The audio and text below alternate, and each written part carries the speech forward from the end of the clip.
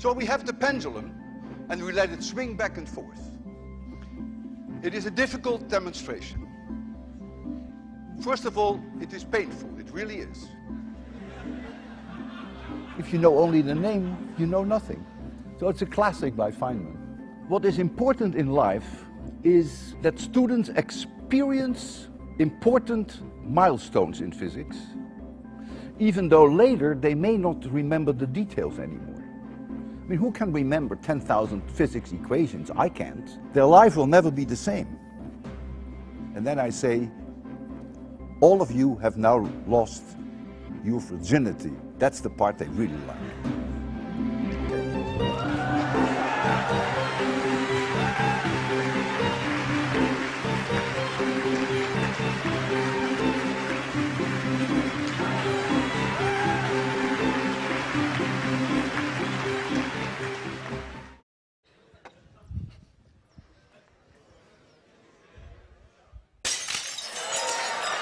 A 5-meter-long pendulum with a 30-pound object, 15 kilograms.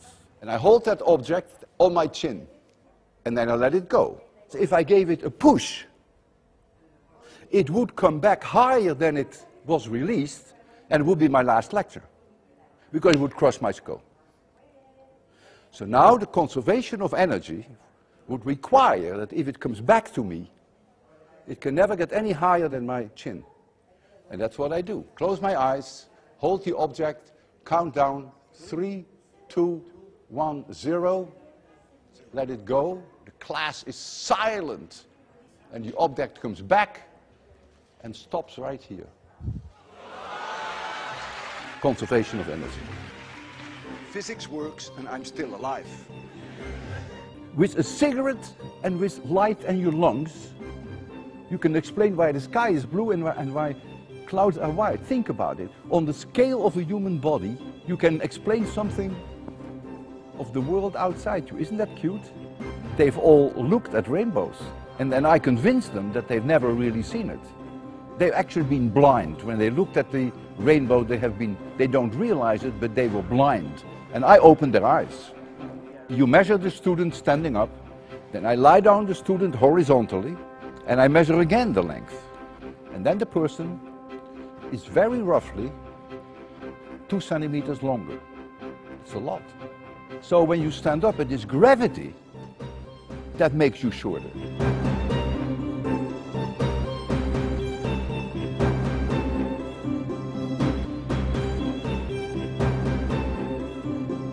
They had bad teachers, so they carry on the bad teaching. It is just, it goes on from father to son to so on. They are criminals because they miss golden opportunities and make it dull and boring, and so people begin to hate physics, and that stays with them for the rest of their lives. Then they even make the mistake to think that physics is difficult. Absolutely not true. We have an obligation to explain it to the man on the street in a way that they can still sort of get an idea. So you have to find analogies to make them see what the importance of certain discoveries is. Without quantum mechanics, without special relativity, without general relativity, you wouldn't have cell phones today. You wouldn't have GPS today. You wouldn't have television today. You wouldn't have radio today. So the pioneering contributions in physics have changed your life dramatically.